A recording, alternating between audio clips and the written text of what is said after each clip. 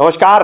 नेपाल की सड़कों पर इन दिनों फिर से बवाल है। राजनीतिक अस्थिरता, भ्रष्टाचार और सत्ता संघर्ष ने आम नागरिक की जिंदगी को मुश्किल बना दिया। हालात इतने बिगड़े कि बिहार के सीमावर्ती जिलों तक इसकी आहट पहुंचने लगी। प्रशासन ने अलर्ट जारी किया। सीमा पार से आई अराजकता की लहर ने भारत के लोगों को भी बेचैन कर दिया। और ठीक इसी समय जैसे किसी को मौके की तलाश थी, वो थे बिहार के उप मुख्यमंत्री सम्राट चौधरी। उन्होंने कांग्रेस को कटघरे में खड़ा कर दिया। उन्होंने कहा कि अगर कांग्रेस ने भूल नहीं की होती तो आज नेपाल और पाकिस्तान भी भारत का हिस्सा होते, यहां शांति और समृद्धि होती। और यह बयान सुनते ही सुर्खियां बन गई। लेकिन असल सवाल यह है कि क्या इतिहास वाकई इतना आसान है? क्या नेहरू ने नेपाल के विलय का प्रस्ताव ठुकरा दिया था?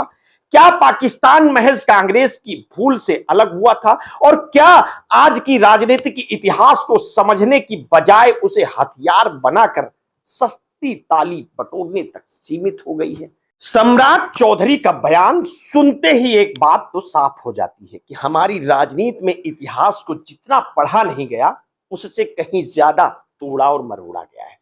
जैसे बच्चे शतरंज खेलते खेलते ऊब जाते हैं और मोहरों को फेंक कर कह देते हैं कि अगर मैं राजा होता तो ये सब यूं कर देता।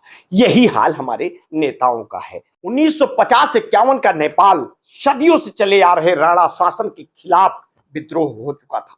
नेपाली कांग्रेस और राजा त्रिभुवन ने मिलकर लोकतंत्र की बहाली का बिगुल फूका। त्रिभुवन भारत आए, यहां उन्हें समर्थन मिला और फिर वे काठमांडू लौटे। राणा राज गिरा, सीमित लोकतंत्र लौटा। इस पूरे घटनाक्रम में भारत की भूमिका अहम रही। लेकिन ये कहना कि नेपाल ने खुद को भारत में मिलाने का प्रस्ताव दिया था और नेहरू ने ठुकरा दिया, ये सच नहीं बल्कि एक अफवाह है। दिवंगत राष्ट्रपति प्रणब मुखर्जी ने अपनी आत्मकथा द प्रेसिडेंशियल ईयर्स में जरूर लिखा था कि त्रिभुवन ने भारत का प्रांत बनने का सुझाव दिया था और नेहरू ने मना कर दिया था। लेकिन इतिहासकारों और नेपाल के पूर्व राजदूतों ने साफ कहा कि कोई दस्तावेजी सबूत नहीं है। यानी ये बात आधी अधूरी स्मृतियों और राजनीतिक व्याख्याओं में ही मौजूद है, ठोस इतिहास नहीं है।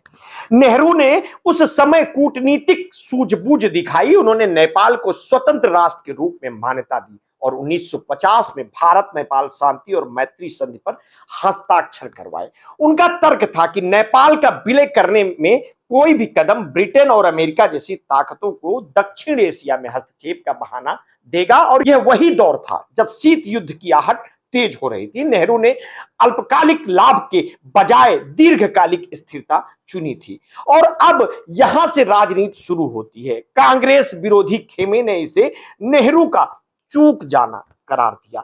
जैसे अगर उस समय नेहरू थोड़ा साहस दिखा देते तो नेपाल भी भारत का हिस्सा होता। और यही तर्क बार बार सोशल मीडिया से लेकर भाषणों तक दोहराया जाता है। और इसी कड़ी में सम्राट चौधरी का बयान आया है।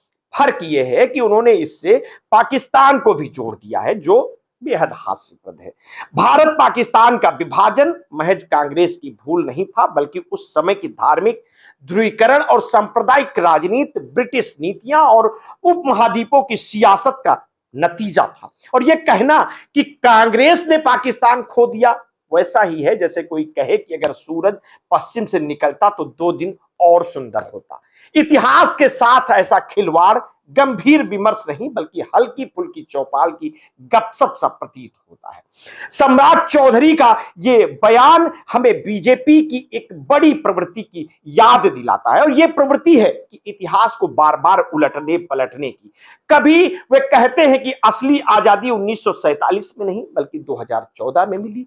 कभी संविधान पर वो सवाल उठाते हैं, कभी कहते हैं कि ये विदेशी सोच का दस्तावेज है। यानी कि एक तरफ वे आजादी और संविधान की विरासत पर सवाल उठाते हैं तो दूसरी तरफ विपक्ष को ही देश के बंटवारे और पड़ोसी देश की अराजकता का जिम्मेदार ठहरा देते हैं। और यह दोहरा रवैया राजनीति की कमजोरी ही नहीं है बल्कि उसकी अपरिपक्वता को भी दर्शाता है, उजागर करता है। सोचिए, अगर संकट को आप कांग्रेस की भूल पर टाल देते हैं तो क्या कभी समाधान मिलेगा? नेपाल की मौजूदा अराजकता, उसकी अपनी आंतरिक राजनीति, भ्रष्टाचार, कमजोर संस्थाएं और बाहरी दबाव, खासकर चीन की सक्रियता, ये इससे जुड़ी हुई है। और इसे नेहरू के फैसले या कांग्रेस की नीतियों पर थोपना जनता को गुमराह करने के अलावा कुछ और नहीं दर्शाता। इतिहास में काश और अगर की कोई जगह नहीं है, लेकिन राजनीति को अगर जिम्मेदारी से नहीं निभाया जाए तो वो काश और अगर से भी भरी रहती है, और यही आज हो रहा है। सम्राट चौधरी के बयान को देखें तो उसमें ना तो गंभीरता है और ना ही समाधान की तलाश है, और यह महज भावनाएं भड़काने और सुर्खियां बटोरने का हथकंडा मात्र था। बिहार और नेपाल के साझा सांस्कृतिक रिश्ते, खुली सीमाएं, व्यापारिक जुड़ाव और इन सब पर चर्चा करने के बजाय कांग्रेस को कोसने से हासिल क्या होगा। आज जरूरत है यह सोचने की कि भारत नेपाल संबंध कैसे सुधरे, चीन की दखलंदाजी को कैसे संतुलित किया जाए, सीमावर्ती इलाकों में सुरक्षा और सहयोग कैसे बढ़ाया जाए। लेकिन हमारे नेता इतिहास को तोड़ मरोड़ कर राजनीति कर रहे हैं। फिलहाल इस पूरे प्रकरण को आप किस तरह से देखते हैं? अपनी प्रतिक्रिया हमें वीडियो के कमेंट बॉक्स में अवश्य दीजिएगा। आपने अगर अभी तक हमारे इस चैनल को सब्सक्राइब नहीं किया तो तत्काल कर लीजिए, बेल आइकन दबाना बिल्कुल ना भूलिए। अपने स्वास्थ्य के प्रति सचेत रहिए, सजग रहिए, और हाँ, आपने कभी भी कोरोना वैक्सीन लगवाई है तो समय समय पर ब्लड प्रेशर की जांच अवश्य कराते रहिए। अपना ध्यान रखिए। बहुत बहुत धन्यवाद। साधुवाद।